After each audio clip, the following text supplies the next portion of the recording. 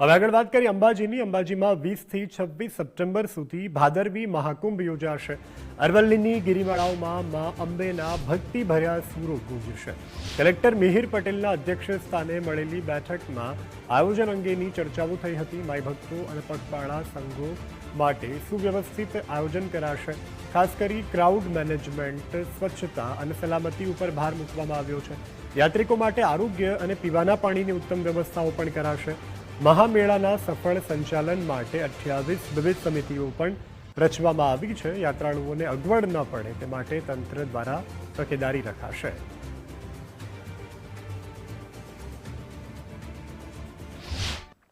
શક્તિ, ભક્તિ અને આસ્થાનો ત્રિવેણી સંગમ અને લાખો માઈ ભક્તો જેની દર વર્ષે રાહ જુએ છે એવો ભાદરવી પૂનમનો મહામેળો 2026 આગામી 20 સપ્ટેમ્બરથી 26 સપ્ટેમ્બર સુધી અંબાજી શક્તિપીઠ ખાતે આયોજિત થવાનો છે.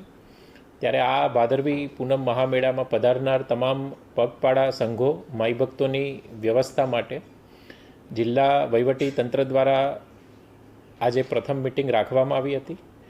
સ્વચ્છતા, વિષામો, ભોજન, પાણી પુરવઠા, સુરક્ષા, સાંસ્કૃતિક કાર્યક્રમો વગેરે તમામ જે બાબતો છે તેને સાંકળી લઈ જિલ્લા કક્ષાની અલગ અલગ 28 જેટલી સમિતિઓની રચના આ ભાદરવી પૂનમ મહામેળો 2026નું સમગ્ર જે આયોજન છે એ સુચારુ રૂપે પડે તે માટે કરવામાં આવી છે.